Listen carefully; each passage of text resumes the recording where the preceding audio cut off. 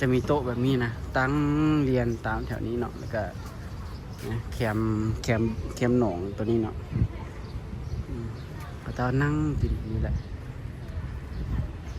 ดนตรีสดนำได้มีเวทีเนี่ยเนาะมีโฟกซองเลยเนาะแบกความแซ่บข้ามของทักทายสบายดีทุกคนเนาะตอนนี้เราอยู่กันที่เวียงจันทร์เซ็นเตอร์เนาะทุกคนเนาะหน้าข้างทางข้างเนาะบนทางหน้าเนาะข้างเวียงจันทร์เซ็นเตอร์เนาะทุกคนเนาะโบได้ใจว่าตึกนี้เพิ่นใส่ชื่ออีหยังเนาะแต่ว่าเราจะอ่านเป็นเวียนเทียนไลฟ์เซ็นเตอร์ตัวนี้เนาะจากอาคารนี้เนาะเป็นห้องพักเป็นโรงแรมเนาะคลิปวิดีโอนี้เราสิพาทุกคนมาครับชมบรรยากาศทางหน้านี้เนาะเป็นโซนอาหารเนาะเพิ่นวางขายอาหารสินค้ากันเนาะว่ามาเบิ่งบรรยากาศว่าจะเป็นแบบไหนนะทุกคนเนาะตอนนี้คือแดดแห้งหลายช่วง1 โมงนะทุกคนเนาะกับบางร้านก็เปิดบางร้านก็ยังบ่ทันเปิดเท่าเนาะแต่ว่าถ้าเชียร์คักแท้ต้องแม่นตอนแรงนะตอนคล้ายแรงแดดห้วยๆนี่เนาะเดี๋ยวเราจะพาทุกคนมาติดตามชมกันเนาะว่าบรรยากาศจะเป็นแบบใดเนาะแล้วก็อาหารจะหลายชั้นใดเนาะโมงนี้บ่ค่อยมีคนเปิดเท่าไหร่ดอกเนาะตอนแรงๆนิดนึงเนาะก็มันน่าจะมี2 จุดแต่ที่เพื่อนจัดงานนี้นะจะมีอยู่ข้างวิงจันทร์เซ็นเตอร์เนาะเป็นตึกไลฟ์เนาะจะแล้วก็อีกบอลนึงก็คือไอเทคเนาะไอเทคจะเป็นงานแบบเป็นงานแบบอย่างก็ของมือสองนะตลาดโลกของมือสองแบบจะประมาณนั้นเนาะโอ้ก็น่าจะเป็นอาหารไทยเนาะเป็นไว้เลาะเลย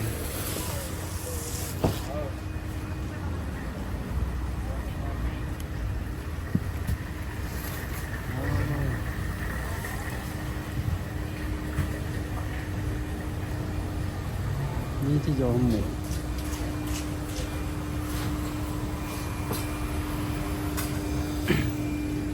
จะมีโซนนั่งกินโอ้ทางในก็เป็นวันนั่งกินนะอันนี้แดดธนาคารพัฒนาลาวต้องกินเลยแจกของทานได้เลยมีในกล่องเรียบร้อยค่ะ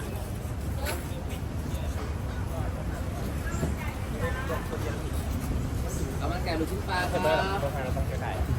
ติดปลาไว้มันแก้บอ มันนะข้าวหลามเดี๋ยวมาสร้างเฮ็ดเนาะข้าวหลามเฮ็ดเป็นหลายๆสีมี3 สีนะฮะทั้งกลางนี่ก็ยังว่ามันเปิดเนาะแต่ฮะแถวนี้ยังห่มเด้ห่มก็เปิดก่อน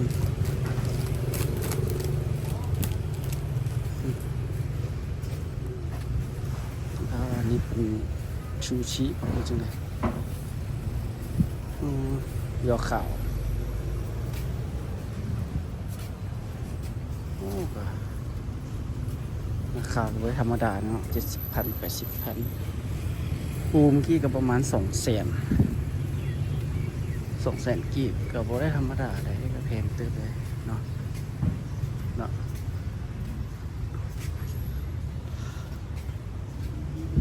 ทางนี้ก็เปิดนี่บอนกินนั่นข้าวนี่ก็หลายเลย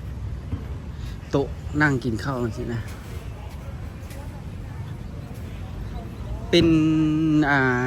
น่าจะเป็นชุดเก่าจากเนาะชุดเก่าที่เนี่ยก็มั่มมากับมั่มไม่อย่างนั้นมาเปิดนะแต่ข้าเจ้าก็มาอีกเนาะชุดก่อนนี้คนลาวมาซื้อหลายเนาะแล้วก็โอ้ข้าเจ้าได้เงินไปหลายเลยส่วนข้างในสร้าง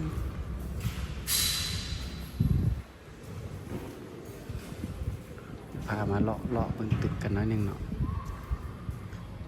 โอ้วันเข้าวันนี้เย็นเนาะว่าน่าจะมานั่งกินข้างในได้วิสิคักเนาะอากาศเย็นนะประมาณนี้ทุกคนเดี๋ยวย่างอ้อมไปอีกฝั่งหนึ่งเนาะเมื่อกี้เขาย่างอ้อมมาทางคิม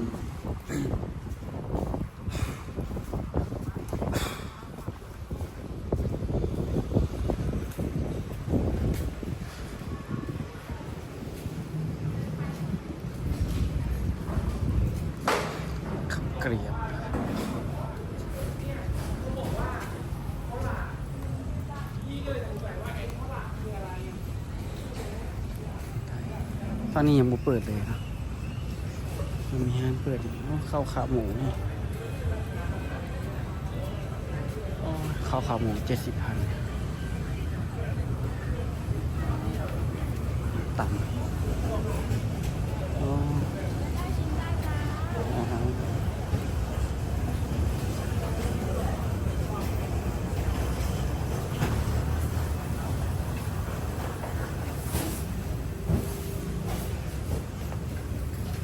น่าจะ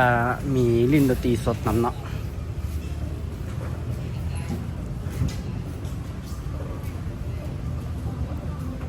น่าจะมีลิ้นดนตรีสดนำด้วยมีเวทีเนี่ยเนาะมีโฟกซองเลยเนาะแบกความแซ่บข้ามของ แต่ว่าสาเบิ่งนี่ก็จะมีแบบว่ามีเจ้าเก่าได้เนาะเจ้าเก่าที่มากับม่อม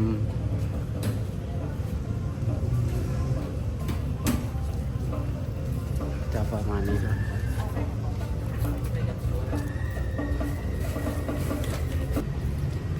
ก็จะประมาณนี้นะทุกคนเนาะทางโซนตึกปักซันกับเวียงจันทร์เซ็นเตอร์ฮันบ่ทันมีอย่างเนาะก็จะมีแต่โซนแบบนี้เนาะอยู่หน้าเวียงจันทร์ไลฟ์เนาะแต่บ่ฮู้ว่าเพิ่นห้องตึกหยังแต่ว่าเฮาจะห้องตึกเวียงจันทร์ไลฟ์เนาะบ่แน่ใจว่างานนี้เพิ่นจัดจังมื้อเนาะแต่ว่า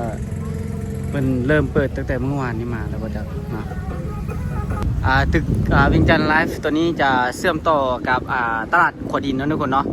เพราะว่าทางหลังนั้นก็ยังมีการก่อสร้างอยู่ยังบ่ทันแล้วเท่าเนาะทุกคนเนาะเดี๋ยวเฮาจะมาเจาะเบิ่งข้างๆนี่เนาะว่าจะเป็นแบบไหนเนาะระหว่างเวียงจันทร์เซ็นเตอร์กับตึกเวียงจันทร์ไลฟ์นี่แลนด์มาร์คจะมีขวาข้ามเนาะเชื่อมต่อกัน แต่ว่าเพิ่นบ่ได้เปิดเทื่อเนาะเพราะว่าตึกเบื้องซ้ายมือเฮานี่ยังบ่แล้วเนาะตึกเวียงจันทร์เซ็นเตอร์หันแล้วเนาะแต่ว่ามันยังบ่แล้วตึกนี้แล้วเขาเจ้าก็บ่ได้เปิดการเชื่อมต่อเขาจะเปิดห้างมีคนมาขายเครื่องอย่างแล้วเขาได้จะเปิดสามารถย่างเชื่อมต่อกันได้เนาะก็คือสิคักตึกนี้ก็มีบริษัทแบบพวกนั้นมาอยู่เลยเนาะแต่ว่าประกอบกิจการห้างร้านคือเวียงจันทร์เซ็นเตอร์นี่ยังบ่ค่อยเท่าเนาะอันนี้ก็จะเป็นบรรยากาศเนาะอยู่ที่ระหว่างเวียงจันทร์เซ็นเตอร์กับทางข้างตึกเวียงจันทร์เซ็นเตอร์เนาะคือเวียงจันทร์ไลฟ์เซ็นเตอร์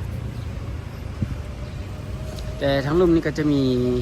ประกอบกิจการร้านอาหารทั่วไปเนาะอาหารจีนเนาะตึกยาวบรรยากาศดีเลยอากาศเย็นอยู่วันนี้นะหรือว่าห้างร้านสรุปนี่บ่ฮ้อนเลยตอนเช้ามานี่ก็แดดธรรมดาบ่ได้แดดหลายเนาะมีต้นไม้ใบหญ้าเขียวงามส่วนนี้ก็บรรยากาศดีอากาศดีนะลมเนาะห้างอยู่บนขวามือนี้บ่แน่ใจว่าอยู่ตึกเวียงจันทร์เซ็นเตอร์อยู่ข้างหลังเนี่ยเขาเจ้าตะเลงเนาะเขาเจ้ามีโต๊ะแคมปิ้งเมียงนั่งกินเบียร์ชิวๆน่าจะมีว่าจังเนาะแต่ว่าซาเขาเห็นตัวนี้เนาะอยู่ทั้งหลังเนาะตึกเวียงจันทร์เซ็นเตอร์เนาะมันจะเป็นตูบขึ้นเนาะเขาน่าจะเฮ็ดเป็นบ่อนกินเบียร์ตอนแรงเหมือนจังเนาะเดี๋ยวเขาจะย่างไป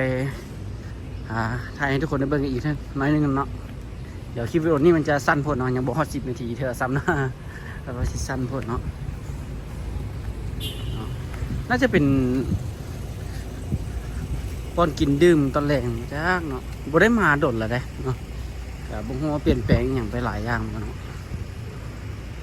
พาย่างไปเบิ่งหน่อยนึงเนาะพอดีบ่อนบึงข้างหลังจากเซ็นเตอร์นี่เลยเนาะมีห้านซกทุยนิมมาไงเติบปกติที่เห็นก่อนที่มาจะเป็นบ่อนนี้เนาะ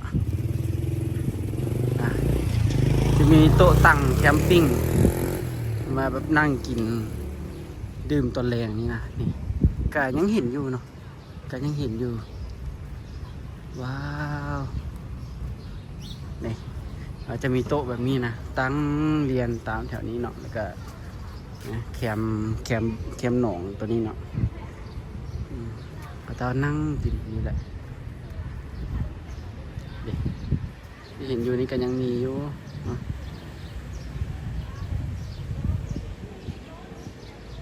ประมาณนี้เนี่ยแต่ตัวเพิ่มขึ้นคือข้างหลังเนี่ย